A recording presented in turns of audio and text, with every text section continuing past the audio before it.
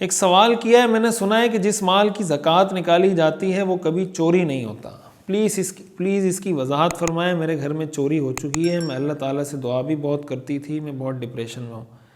دیکھیں، یہ تو حدیث میں آتا ہے کہ اپنے مال کو صدقہ دے کر محفوظ کرو، لیکن یہ جو آپ نے کہا نا کہ چوری نہیں ہوگی، یہ حدیث میں کہیں نہیں ہے کہ زکوٰۃ دے دی تو چوری نہیں ہوگی، یہ حدیث میں ہے کہ اللہ تعالیٰ زکوٰۃ کے ذریعے مال کو محفوظ کر دیتا ہے۔ اب اس مال کو محفوظ کرنے کے بہت سارے مطلب ہو سکتے ہیں، اسی معانی میں سے یا انہی جو مطلب ہیں اس میں سے ایک یہ بھی ہے کہ اللہ تعالیٰ اس مال میں آپ کو برکت عطا فرما دیں گے۔ اب اس کا یہ مطلب نہیں کہ آپ کو یہ شورٹی مل جائے کہ آپ کا مال چوری نہیں ہوگا، یا آپ سے کوئی سنیچنگ نہیں ہوگی، یا آپ کے گھر پہ ڈکیتی نہیں پڑے گی۔ یہ اس کی برکات میں سے ایک برکت ہو سکتی ہے، لیکن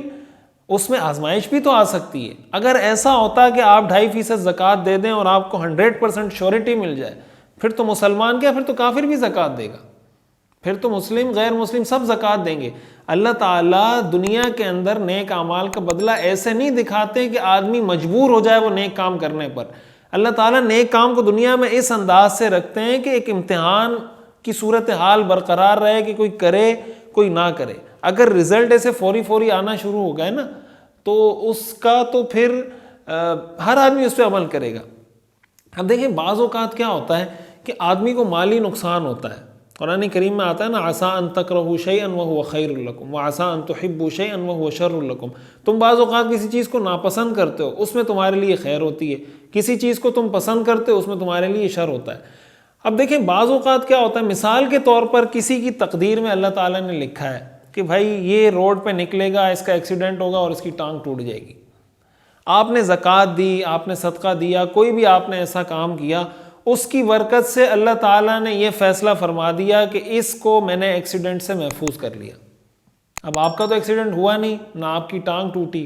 اگر آپ کو یہ پتہ چل جاتا کہ بھائی میری ایک آپشن آپ کے پاس یہ ہے کہ میرے گھر سے پیسے چوری ہو جائیں، ایک آپشن آپ کے پاس یہ ہے کہ آپ کا روڈ پہ ایکسیڈنٹ ہو اور آپ کی ٹانگ ٹوٹ جائے، یا آپ کا سر پھٹ جائے، یا آپ جناب بہت زخمی ہو جائیں، یا آپ کے بیٹے کا ایکسیڈنٹ ہو جائے، یا آپ کی بیٹی کا ایکسیڈنٹ ہو جائے، یا آپ کے ہسبینڈ کا ایکسیڈنٹ ہو جائے، یہ 2 آپشن آپ کے سامنے رکھے جاتے ہیں، تو آپ کون سا آپشن چوز کرتی؟ ظاہر ہے کہ آپ یہ کہتی بھائی مال سارا چلا جائے لیکن میرے ہسبینڈ یا میرا بیٹا یا میری ٹانگ یا میری جان یا میرا سر سلامت رہے۔ اب اللہ تعالیٰ نے آپ کو دکھایا تو نہیں، اللہ تعالیٰ نے اس نیک عمل کی برکت سے آپ سے کوئی آفت ٹال دی، کوئی بلا ٹال دی، لیکن اللہ تعالیٰ اگر بتا کے ٹالیں گے کہ بھائی اس زکوٰۃ کی وجہ سے آپ سے یہ مصیبت ٹالی گئی ہے، تو جیسے میں نے بتایا پھر تو سب زکوٰۃ دیں گے۔ پھر تو اللہ تعالیٰ نے جو دنیا کو امتحان کی جگہ بنایا، امتحان تو نہیں رہے گا، پھر تو سیدھا رزلٹ آ رہا ہے۔ اس لیے بعض اوقات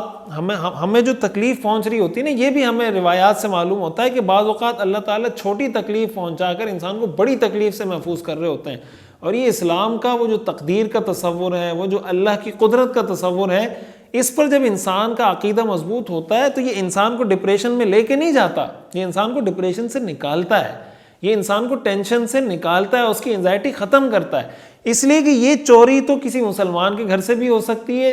کسی غیر مسلم کے گھر سے بھی ہو سکتی ہے، کسی ایسے آدمی کے گھر سے بھی ہو سکتی ہے جو اللہ کو مانتا ہے، کسی ایسے آدمی کے گھر سے بھی ہو سکتی ہے جو اللہ کو نہیں مانتا۔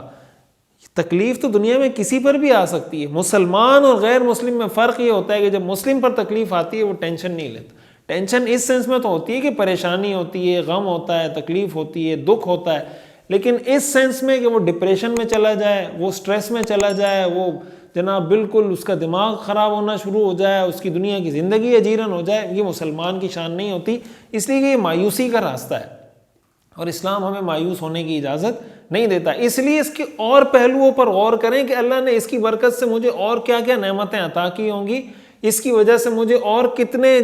اسپیکٹ سے اللہ نے محفوظ کیا ہوگا۔ وہ چیزیں اگر آپ کے سامنے آ جاتی ہیں تو آپ کو یہ چوری، یہ چیزیں بہت معمولی لگیں گی، اور جو طبی دکھ ہوتا ہے وہ دکھ اس پر شریعت منع نہیں کرتی۔ ظاہر ہے کسی کے پیسے چوری ہوئے تو دکھ تو اس کو ہوگا، لیکن اس کی وجہ سے کوئی شکوے شکایت اللہ سے کرنا یہ شرعی نقطہ نظر سے جائز نہیں ہے۔ ایک سوال کیا ہے، کیا میاں بیوی کی شرمگاہ کو آپس میں ٹچ کرنے سے بھی غسل واجب ہو جاتا ہے؟ دیکھیں، یہ جو مسئلہ ہے یہ تھوڑا ظاہر ہے کہ شرم والا واقعہ ہے، لیکن ایک سوال ہے آپ نے پوچھا ہے، اور ظاہر ہے کہ یہ بعض مسائل ایسے ہوتے ہیں جو بتانا بھی ضروری ہوتا ہے، اور